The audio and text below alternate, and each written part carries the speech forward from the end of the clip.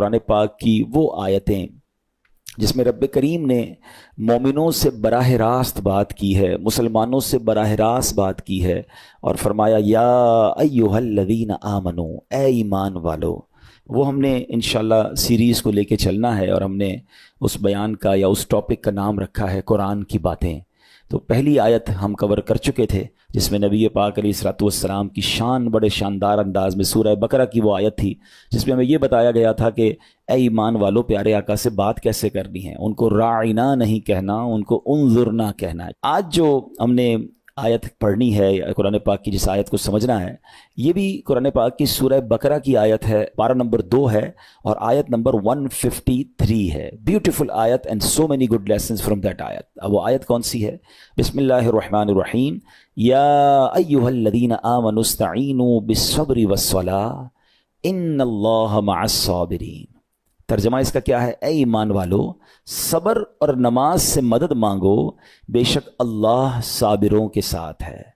अब यहाँ बहुत खूबसूरत बातें हमें सीखनी हैं कि सब्र और नमाज से मदद मांगो। कुरान हमें रास्ता बता रहा है कि आपको हेल्प चाहिए तो सब्र और नमाज के ज़रिए आपने हेल्प लेनी है।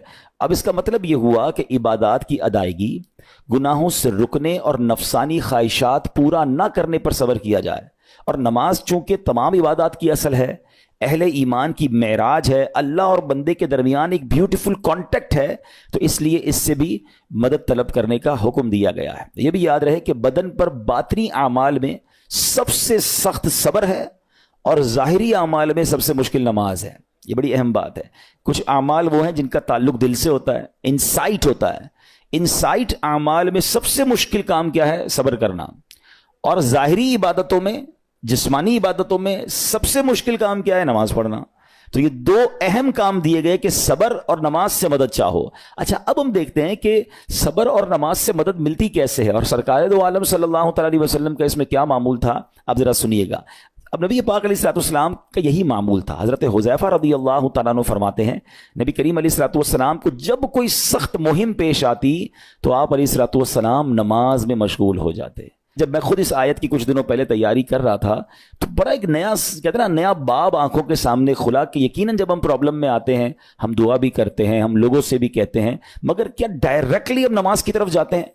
हालांकि कुरान ने हमें प्रॉब्लम्स का सॉल्यूशन क्या दिया है कि सब्र और नमाज से मदद चाहो। अब आगे चलें। हज़रत उमर फारूक का भी यही अमल था कि कोई मुश्किल दरपेश आती तो आप रज़ियल्लाहु तआला को, अगर कभी इस्लामी फ़ौजों के आने में ताख़ीर पता चलती, यानी आप चूँकि जंगों के लिए फ़ौजों को रवाना करते थे, बहुत शानदार स्ट्रेटेजिक प्लानर थे, तो अब फौज गई और एक्सपेक्टेशन ये थी कि फलां टाइम को वापस आ जाएगी। उस ज़माने में टेलीफोन तो था नहीं, इंटरनेट तो था नहीं कि लोकेशन शेयर हो जाएगी, ये कॉल आ जाएगी कि सर हम यहाँ रुके हुए हैं। अब टाइम हो जाता और फौज वापस ना आती ना, तो आप अब उसको क्या करते? क्या पता तो नहीं क्या हुआ उनके साथ, खैरियत से आ जाएं, तो आप नमाज में मशगूल हो जाते, नमाज के लिए खड़े हो जाते। अब क्या हमारे साथ कभी ऐसा होता है कि हमारा बच्चा कहीं गया है, उसकी खबर नहीं आ रही, या कोई चीज़ हमारी आनी है अभी तक पहुंची नहीं है, या कोई अच्छी न्यूज़ नहीं आ रही है, तो हम क्या उसके लिए नमाज की तरफ जाते हैं? ये नबी पाक का हमेशा मामूल रहा। हज़रत अब्दुल्लाह बिन मोहम्मद हनफिया रहमतुल्लाहि तआला अलैह फरमाते हैं कि मैं और मेरे वालिद एक अंसारी रिश्तेदार के पास इयादत करने गए। जब नमाज का वक्त हुआ तो उन्होंने अपने अहले खाना में से किसी को पुकारा कि ए लड़की, वुजू का पानी ले आओ और हमारे लिए नमाज में राहत पहुंचाओ, नमाज पढ़कर मैं राहत पाऊं, जल्दी से वुजू का पानी ले आओ। तो कहते हैं हमने उन अंसारी शख्सियत के अल्फाज पर बड़ा ताज्जुब किया कि नमाज से राहत कैसे मिलती है। तो उन्होंने कहा मैंने नबी पाक अलैहिस्सलाम को फरमाते सुना है, ए बिलाल खड़े हो और हमें नमाज के जरिए राहत पहुंचाओ। इट मीन्स नमाज is relaxation for all of us. नमाज is the way to solve your problem. आपको जब कोई प्रॉब्लम आए ना, आप अल्लाह की बारगाह में नमाज के लिए खड़े हो जाए। मकरू वक्त नहीं है, आप नवाफिल पढ़ना शुरू कर दें। आप देखिए नमाज हेल्प करेगी आपकी, नमाज से आपके लिए राहतें हो जाएंगी आपकी। हज़रत अब्दुर्रहमान बिन औफ कितने बड़े सहाबी हैं रज़ियल्लाहु तआला। ये वो सहाबी हैं कि जो अशराए मुबशरा में से भी हैं, and he was billionaire on that time. सबसे अमीर सहाबा में जो नाम आते हैं वो हज़रत उस्मान गनी और हज़रत अब्दुर्रहमान बिन औफ रज़ियल्लाहु तआला के नाम आते हैं। आपका एक बार बेहोशी, गशी तारी हुई, ठीक है, अनकॉन्शियस हो गए आप, तो आपकी वालदा ने क्या किया? आपकी वालदा, लोग समझे कि आपकी जान निकल गई है, आपकी वालदा मस्जिद की तरफ चल पड़ी ताकि वहाँ जाके नमाज पढ़ें और उससे मदद हासिल करें। जब हज़रत अब्दुर्रहमान बिन औफ को होश आया ना, तो लोगों ने कहा कि आपकी तबीयत कैसी है? तो आपने कहा क्या मुझ पर गशी तारी हो गई थी? हैं? तो कहा जी تو کہتے ہیں بے شک میری بے ہوشی میں میرے پاس 2 فرشتے آئے اور کہنے لگے تم چلتے نہیں کہ ہم تمہیں خدا کی بارگاہ میں لے جائیں اور تمہارے بارے میں فیصلے لیے جائیں. دوسرے فرشتے نے کہا انہیں لوٹا دو, یہ ان افراد میں سے ہے جن کے لیے ان کی ماؤں کے پیٹ میں ہی سعادت مندی لکھ دی گئی تھی, اور ان قریب اللہ تعالیٰ ان کے ذریعے ان کی اولاد کو جب تک چاہے گا نفع دے گا. اس کے بعد آپ رضی اللہ تعالیٰ عنہ 1 مہینہ مزید زندہ رہے, اس کے بعد انتقال ہوا. تو پتہ چلا کہ آپ کی والدہ نے نماز پڑھی, اللہ سے مدد مانگی اور آپ کو اللہ نے ایک نئی زندگی عطا فرمائی. تو آپ اپنی زندگی میں اس پریکٹس کو آج اس آیت سے دیکھیں, ہم نے کرنا کیا ہے. ہم جب بیان میں آئیں تو صرف بیان نہیں سننا ہے, ہم نے اللہ نے مجھے کہا کیا ہے. ہم اس ٹاپک کو لے کے اسی لیے چل رہے ہیں نا کہ میرے رب نے ڈائریکٹلی مجھ سے کیا بات کی ہے. تو آج اس آیت میں یہ لیسن مل رہا ہے کہ جب کسی پرابلم میں ہیں, کلیمٹی میں ہیں, تو اللہ کی طرف جانا ہے اور نماز سے مدد چاہنی ہے. وَاسْتَعِينُوا بِالصَّبْرِ وَالصَّلَاةِ. اچھا اب آپ دیکھیں پیارے آقا کی نماز کی کیسی عادت تھی. بادل گرجتے تھے, آندھی چلتی تھی, کسی بری خبر کی اطلاع آ رہی ہوتی تھی, نبی پاک نماز کی طرف چلے جاتے. اچھا مجھے بتائیں نماز استسقاء کیا ہے؟ بارش نہیں ہو رہی ہے, پیارے آقا نماز پڑھا رہے ہیں. سورج گہن ہو رہا ہے, نبی پاک نماز پڑھا رہے ہیں. چاند گہن ہو رہا ہے, پیارے آقا نماز کی طرف. یعنی کس قدر اللہ کی طرف رجوع ہے. And whenever anything bad happen یا گوئنگ ٹو بیڈ ہیپن, ہونے والی لگ رہی ہے, کچھ بڑا ہونے والا ہے. ہمیں بھی تو خبریں آ رہی ہوتی ہے نا کہ بھائی کل بہت شدید بارش ہوگی, اللہ نہ کرے کوئی اور بری خبر ایکسپیکٹیشن ہے. آپ کو کاروبار میں کوئی ایسی خبر آنے کا ڈر ہے, یا آپ کی کوئی شپمنٹ جاری ہے, واٹ ایور, آپ چاہتے ہیں ہر چیز بہتر ہو جائے. قرآن نے فارمولا دیا نا, وَاسْتَعِينُوا بِالصَّبْرِ وَالصَّلَاةِ. اللہ نے ڈائریکٹلی مجھے اور آپ کو کہا ہے. تو from now on words make your practice کہ میں نے انشاءاللہ نماز سے مدد لینی ہے. اور آپ اپنی آنکھوں سے دیکھیں گے اور آپ اللہ سے عرض بھی کریں کہ اللہ تو نہیں قرآن میں کہا ہے مدد لے, میں نے کھڑا ہو گیا نماز کے لیے. تو نماز سے آپ نے مدد لینی ہے. اچھا اب اس کے بعد آیت کا جو سیکنڈ پارٹ ہے کہ صبر سے بھی مدد لینی ہے. اور آگے کیا فرمایا, ان اللہ مع الصابرین, اللہ صابروں کے ساتھ ہے. سبحان اللہ. اس کا مطلب یہ ہوا کہ اللہ تعالیٰ اپنے علم و قدرت کے ساتھ ویسے تو ہر کسی کے ساتھ ہے, لیکن یہاں صبر کرنے والوں کا خاص ذکر اس لیے ہوا تاکہ انہیں معلوم ہو جائے کہ اللہ تعالیٰ ان کی مشکلات کو دور فرما دے گا. مگر کرنا کیا ہے؟ صبر کرنا ہے. اچھا اب صبر کے بارے میں 2 باتیں بڑی اہم ہیں کہ صبر نارملی ہم جب بھی صبر کے بارے میں سنتے ہیں تو صبر ہم کہتے ہیں یار تکلیف آئی ہے صبر کرو, یقیناً یہ بھی صبر ہے, مگر صبر کی ایک اور قسم بھی ہے جو اس سے بھی سپیریئر ہے, جو اس سے بھی افضل ہے. اور وہ کیا ہے؟ گناہ کے لیے دل چاہے, حرام کے لیے دل چاہے, نفسانی خواہشات برا کام کروانا چاہ رہی ہیں اور بندہ اس پر صبر کرے. یہ صبر جو ہے نا یہ شریعت کو اور محمود ہے اور بڑا افضل ہے کہ انسان کو جی چاہے کہ فلاں گناہ کرنا ہے مگر وہ اس پر صبر کرے. اور دوسرا صبر وہی ہے جو ہم جانتے ہیں کہ کوئی مصیبت آ جائے, کوئی آفت آ جائے, کوئی ہمارا اللہ نہ کرے کسی سے لڑائی ہو جائے, ہمیں کوئی برا بلا کہے, ہم اسے معاف کر دیں, صبر کریں. یا جسمانی تکلیف ہے, کاروبار میں پرابلم ہے, ہم اللہ کی رضا پر راضی رہیں. تو یہ 2 قسم کے صبر ہیں. اور جب کوئی بندہ صبر کرتا ہے نا تو قرآن و حدیث اور بزرگان دین کے اقوال سے میں اب آپ اس کے 10 فائدے بتانا چاہتا ہوں. میں کہتا جاؤں گا, آپ اللہ کے ذکر کی نیت سے سبحان اللہ بھی کہتے رہیں, جنت میں درخت بھی لگاتے رہیں. ٹھیک ہے. اللہ تعالیٰ صبر کرنے والوں کے ساتھ ہے. صبر کرنے والے کو اس کے عمل سے اچھا اجر ملے گا, صبر کرنے والے کو بے حساب اجر ملے گا, صبر کرنے والوں کی جزا دیکھ کر قیامت کے لوگ حسرت کریں گے. صبر کرنے والے رب کریم کی طرف سے درود و ہدایت اور رحمت پاتے ہیں. صبر کرنے والے اللہ کو محبوب ہیں. صبر آدھا ایمان ہے. صبر جنت کے خزانوں میں سے ایک خزانہ ہے. صبر کرنے والے کی خطائیں مٹا دی جاتی ہیں اور صبر ہر بھلائی کی کنجی ہے. اب آتے ہیں ان دونوں صبر کو تھوڑا سا ڈیفائن کرتے ہیں. ایک نفسانی خواہشات, گناہ کا جی چاہتا ہے, کیونکہ نفس ہے نا وہ تو ہر وقت موج مستی چاہتا ہے, وہ تو ہر وقت چاہتا ہے جناب بس یہ بھی کام کر لوں وہ بھی کر لوں.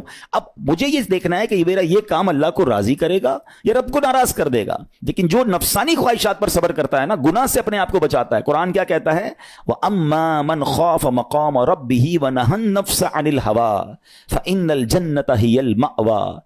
اور رہا وہ جو اپنے رب کے حضور کھڑے ہونے سے ڈرا اور نفس کو خواہش سے روکا تو بے شک جنت ہی اس کا ٹھکانہ ہے. دل چاہ رہا ہے, شیطان کہہ رہا ہے کر لے, کوئی دیکھنے والا نہیں ہے, علاقہ بھی چینج کر لیا, شہر بھی تبدیل ہو گیا, nobody here to watch you, مگر اللہ دیکھ رہا ہے. اچھا نارملی اگر غور کریں گناہ کرتے کیوں ہیں, جتنے بھی گناہ ہیں, واٹ ایور لسٹ آف گناہ اٹھائیے, کوئی شراب پیتا ہے, کوئی بدکاری کرتا ہے, معاذ اللہ, کوئی جوا کھیلتا ہے, کوئی جناب بے حیائی کرتا ہے, گندی چیزیں دیکھتا ہے یا جھوٹ بولتا ہے, واٹ ایور, ان تمام گناہوں میں تھوڑی سی لذت ہے, ٹیسٹ. ٹھیک ہے, غیبت میں بھی ٹیسٹ ہے, بلکہ کتابوں میں آیا کہ غیبت میں شراب سے بھی زیادہ مزہ ہے, جبھی تو بندہ چھوڑتا نہیں ہے. اچھا لیکن یہ تمام ٹیسٹ میں ایک بڑی اہم بات اب میں کہنے جا رہا ہوں. یہ بزرگ نے بڑی کمال کی ایک ون لائنر ہمیں دے دیا ہے. وہ کہتے ہیں کبھی بھی لذت کے لیے گناہ مت کرنا, کیونکہ لذت ختم ہو جائے گی, گناہ کا جواب اور پنشمنٹ باقی رہ جائے گی.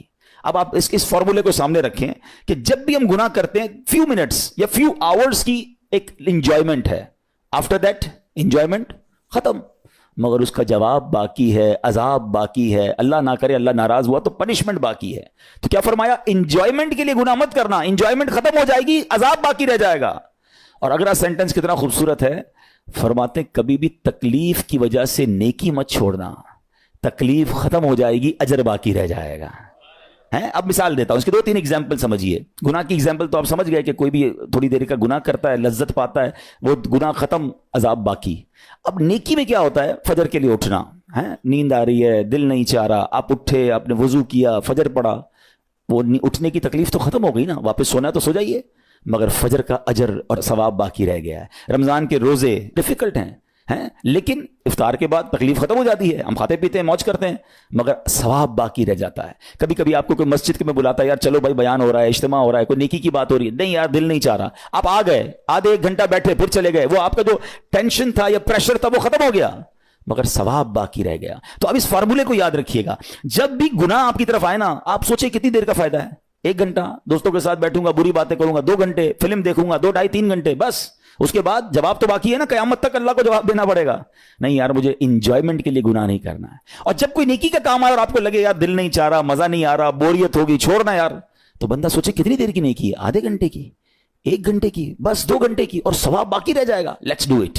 اگر یہ بات سمجھ آ گئی نا آپ کو, تو انشاءاللہ دیکھیے گا گناہ سے بچنا اور نیکیاں کرنا آسان ہو جائے گا. تو اب کیا فرمایا قرآن نے کہ جس نے اپنے نفس کو روکا, کیا خوبصورت آیت ہے, وَأَمَّا مَنْ خَافَ مَقَامَ رَبِّهِ وَنَهَى النَّفْسَ عَنِ الْهَوَىٰ, اور رہا وہ جو اپنے رب کے حضور کھڑے ہونے سے ڈرا اور نفس کو خواہش سے روکا, تو بے شک جنت ہی اس کا ٹھکانہ ہے. اور ایک اور جگہ کمال سے فرمایا, وَلِمَنْ خَافَ مَقَامَ رَبِّهِ جَنَّتَانِ, مبارک ہو ان کو جو اللہ سے ڈرتے ہیں نا, صبر کرتے ہیں, گناہ نہیں کرتے, رک جاتے ہیں.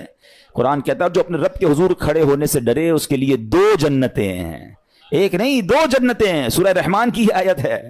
تو پتا چلا کہ نفس کو روکنا یہ آسان بھی نہیں ہے, ہاں دل بہت چاہتا ہے, مگر یہ صبر جو ہے نا, ان اللہ مع الصابرین کا جو معراج ہے, جو ٹاپ آف دا لسٹ صبر ہے, وہ یہ صبر ہے. اچھا اب آتے ہیں ایک اور صبر کی صورت, کہ اب آپ کو کسی نے غصہ دلا دیا, برا بھلا کہا, یا آپ کے مزاج کے خلاف بات ہو گئی, اب آپ نے روکنا ہے اپنے آپ کو. اب غصے کا اظہار نہیں کرنا, لڑائی نہیں کرنی, گالی کا جواب گالی, اینٹ کا جواب پتھر, انگریزی کا مقولہ ہے نا ٹٹ فور ٹیٹ, جیسے کو تیسا نہیں, یہ ہماری شریعت ہمیں نہیں سکھاتی. اچھا آج کل کسی کو کہو نا یار آپ کیوں یار لڑائی کر رہے ہیں, بھائی میں جواب نہ دوں تو لوگ سمجھیں گے کمزور آدمی ہوں, مجھے اپنا روب بھی تو رکھنا ہے, میں بھی تو پتا چلے کون ہوں, اپنا بتاؤں تو صحیح کون ہوں. سچی بات پتہ کیا ہے, جو ٹٹ فور ٹیٹ کرتا ہے, گالی کا جواب گالی سے دیتا ہے نا, وہ واقعی بتا دیتا ہے وہ کون ہے, وہ اپنا تعارف کروا رہا ہوتا ہے کہ یہ بھی ایسا ہے, میں بھی ویسا ہی ہوں. او بھائی. اچھا پھر ایک اور عجیب جملہ بڑا مشہور ہے آج کل, جناب ہم شریف کے ساتھ شریف ہیں, ہم بدماش کے ساتھ بدماش ہیں. مجھے آج تک سمجھ نہیں آئی یہ کون سا بٹن لگا ہوا ہے آپ کے اندر کہ شریف کے ساتھ آپ شریف ہو جاتے ہیں, بدماش آتا تو آپ بھی بدماش ہو جاتے ہیں. جناب والا, شریف آدمی شریف کے ساتھ بھی شریف ہوتا ہے, بدماش کے ساتھ بھی شریف ہوتا ہے. جب بھی تو وہ غلط آدمی اچھا ہوگا نا. نبی پاک علیہ الصلوۃ والسلام نے گالیاں سن کر دعائیں دی ہیں, پتھر برسانے والوں کو بھی دعائیں دی ہیں, مگر ہم تو تیار ہی رہتے ہیں, یار میں بتاؤں گا اس کو میں کون ہوں, 1 گالی دی ہے میں اس کے ساتھ پشتوں کو گالیاں دوں گا. تو پھر آپ بھی ویسے ہی ہو گئے نا جناب. حدیث پاک کیا ہے, ہو از مور اسٹرانگر, ہو از مور پاورفل. اللہ کے حبیب علیہ الصلوۃ والسلام فرماتے ہیں کہ بہادر وہ نہیں, یہ بخاری شریف کی حدیث ہے, بہادر وہ نہیں جو پہلوان اور دوسرے کو پچھاڑ دے, بلکہ بہادر وہ ہے جو غصے کے وقت اپنے آپ کو قابو میں رکھے. اصل بہادری یہ ہے.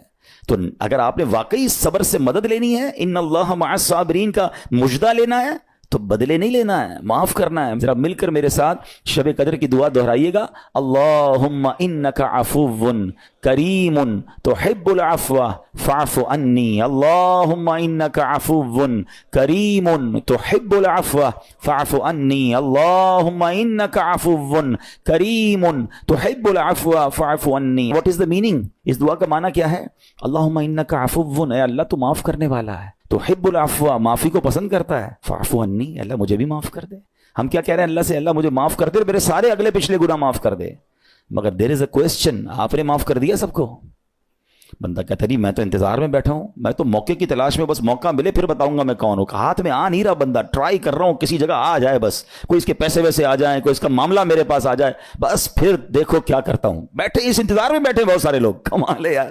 یعنی دشمنیاں پالی ہوئی ہیں, رشتہ داریاں کاٹی ہوئی ہیں, دوستوں کے پاس جا نہیں رہے ہیں, میاں بیوی میں لڑائی ہے, ایک سوری کے لیے بیوی گھر بیٹھی ہے, وہ کہتی شوہر سوری کہہ دے تو میں آ جاؤں گی, شوہر کہتا ہے بیوی معافی مانگ لے تو میں لے آؤں گا. ارے بھائی کوئی بھی آگے بڑھ کے معافی کر لو بھائی, اللہ سے معافیاں مانگ رہے ہو, بندوں کو معاف کرنے کے لیے کوئی تیار نہیں ہے. مجھے خود بتائے نا یہ کیسی دعا ہے کہ اے اللہ تو مجھے معاف کر دے, میں نے کسی کو معاف نہیں کرنا. یہ بنتی ہے دعا؟ اللہ سے پتہ ہے کیا کہیں, اے اللہ میں نے بندہ ہو کر تیرے سارے بندوں کو معاف کر دیا ہے, تو سب سے بڑا معاف کرنے والا ہے نا, اللہ تو بھی مجھے معاف کر دے. Look at the way to talk, یہ مزہ ہے نا بات کرنے کا, پھر دعا کرنے کا لطف بھی آئے گا آپ کو. تو دشمنیاں نہ رکھیں, غصے پر قابو پائیں, معاف کریں. ایک حدیث سن لیجئے, لرزا دیتی ہے, ڈرا دیتی ہے. اللہ کے نبی علیہ الصلوۃ والسلام فرماتے ہیں جو رحم نہیں کرتا اس پر رحم نہیں کیا جاتا. حدیث کا خلاصہ ہے. اور جو معاف نہیں کرتا اسے معاف نہیں کیا جاتا. اب بتائیے ہم معاف کرتے ہیں, ہم رحم کرتے ہیں, ہم کہتے ہیں اللہ ہم پر رحم کرے, ہم کسی پر رحم نہ کریں. نہیں ہوگا رحم, پہلے اپنے اندر تو لائیے یہ باتیں. اب ایک آیت سنیے گا, اس کے تحت ایک واقعہ, اور پھر میں بیان کو کنکلوڈ کرتا ہوں. اللہ کریم ارشاد فرماتا ہے الذین ينفقون فی السراء والضراء والکاظمین الغیظ والعافین عن الناس واللہ یحب المحسنین. قرآن میں رب فرماتا ہے وہ جو خوشحالی اور تنگ دستی میں اللہ کی راہ میں خرچ کرتے ہیں. یہ بڑی خوبصورت بات ہے, یہ غریب اسلامی بھائیوں کے لیے بھی مدنی پھول ہے. امیر تو خرچ کرتا ہے نارملی, غریب خرچ نہیں کرتا اللہ کی راہ میں. ہمارے قبلہ مفتی قاسم صاحب نے تفسیر قرآن صراط الجنان میں ایک بڑی پیاری بات لکھی. آپ کہتے ہیں پوری دنیا کے امیروں کا سروے کر لینا, ان کی جو پیسے بڑھنے کی ایک وجہ یہ بھی ہوتی ہے کہ وہ کہیں نہ کہیں چیریٹی کر رہے ہوتے ہیں, مدد کر رہے ہوتے ہیں. وہ مدد اور وہ نیکی ان کے پیسے بڑھا رہی ہوتی ہے. اور پوری دنیا کے غریبوں کا سروے کریں تو ان میں سے بڑی تعداد وہ جو خرچ ہی نہیں کرتی اللہ کی راہ میں. کہتے ہیں ہم کیا خرچ کریں, ہم تو غریب ہیں, ہم پر لوگ خرچ کریں. میں آپ کو فارمولہ دے رہا ہوں اور یہ قرآن سے دے رہا ہوں. جو تنگی میں بھی اللہ کی راہ میں خرچ کرتے ہیں, جو خوشحالی میں بھی خرچ کرتے ہیں. آپ تنگی میں آپ روپیہ خرچ کریں, یہ نہیں کہتے آپ 10,000 روپے خرچ کریں, جتنی آپ کی حیثیت. یہ کاروبار ہے, آپ 1 روپیہ دیں گے اور آئے گا, آپ 10 روپے دیں گے اور آپ کسی نہ کسی نیکی کے کام میں خرچ کرتے رہیں, آپ غربت سے باہر آ جائیں گے. If you want to take out yourself from that problem, آپ آئے اللہ کی راہ میں خرچ کرنا شروع کریں. قرآن کہہ رہا ہے کہ جو تنگی اور خوشحالی میں اللہ کی راہ میں خرچ کرتے ہیں. اور اگلا پارٹ کتنا خوبصورت ہے, فرمایا والکاظمین الغیظ والعافین عن الناس, فرمایا اور غصہ پینے والے اور لوگوں سے درگزر کرنے والے. انعام کیا ہے, واللہ یحب المحسنین, اور اللہ نیک لوگوں سے محبت فرماتا ہے. اور پھر ہاں زندگی میں کلیمٹیز, پرابلم, بیماریاں, مشکلیں, قرآن خود کہتا ہے کہ من قریب تمہیں آزمائیں گے. کبھی بیماری آئے گی, کبھی بھوک آئے گی, کبھی مال کم ہو جائیں گے, کبھی ڈسٹربنس آئے گی, خوف آ جائے گا. تو بی ریڈی فار دیٹ, صبر کرنا ہے, کیونکہ اللہ نے فرمایا وبشر الصابرین, صبر کرنے والوں کے لیے خوشخبری ہے. تو اللہ کرے کہ یہ بات ہمیں سمجھ آ جائے اور ہم اس آیت پر عمل کرنے والے بن جائیں تو زندگی بڑی آسان ہو جائے گی. یہاں ایک میں عقیدے کی بات بھی کلیریفائی کر دوں. کچھ لوگوں کو بعض اوقات کنفیوژن ہوتی ہے یا لوگ کنفیوژن کریٹ کرتے ہیں. مجھے ایک بات بتائیے گا کہ اللہ کیا کہہ رہا ہے, وَاسْتَعِينُوا بِالصَّبْرِ وَالصَّلَاةِ, اے ایمان والو صبر سے اور نماز سے مدد چاہو. کیا صبر اور نماز خدا ہیں؟ بتائیے, نہیں ہے نا, اللہ تو نہیں ہے. ہم صبر اور نماز کی عبادت تو نہیں کرتے. تو جب قرآن کہہ رہا ہے کہ صبر اور نماز سے مدد مانگو, تو غیر اللہ سے مدد مانگنے کا درس تو ہمیں قرآن دے رہا ہے. تو اس کا مطلب یہ ہوا کہ اللہ کے سوا کسی چیز سے یا کسی شخصیت سے مدد لینے کا مقصد یہ نہیں ہوتا کہ ہم اس کی عبادت کر رہے ہیں.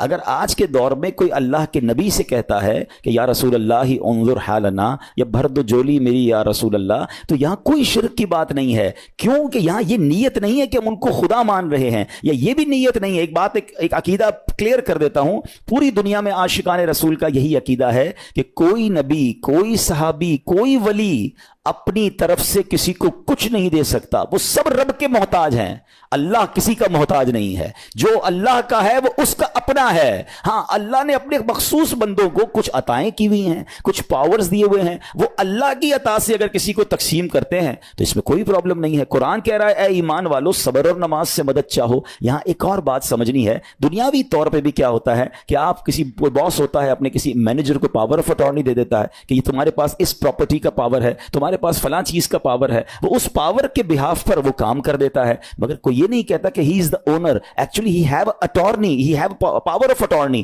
بالکل ہمارا بھی عقیدہ یہ ہے کہ اللہ نے اپنے کچھ مخصوص بندوں کو, اپنے پیاروں کو کچھ اختیارات عطا فرمائے ہیں, اور جب وہ ان اختیارات پر عمل کرتے ہیں تو ایکچولی وہ اللہ ہی کی عطا ہے. ہاں دنیا میں اگر کوئی یہ سمجھتا ہے کہ کوئی شخصیت یا کوئی بزرگ یا کوئی اللہ والے اپنی طرف سے دیتے ہیں, رب کا اس میں کوئی دخل نہیں, تو یہ شرک ہے, یہ بات درست نہیں ہے. ہمارا سب کا عقیدہ یہ ہے کہ جو کچھ دنیا میں اگر کسی ولی نبی صحابی کے پاس ہے وہ رب کا دیا ہوا ہے, رب کی عطا ہے, رب ان کو دیتا ہے, رب کو کوئی نہیں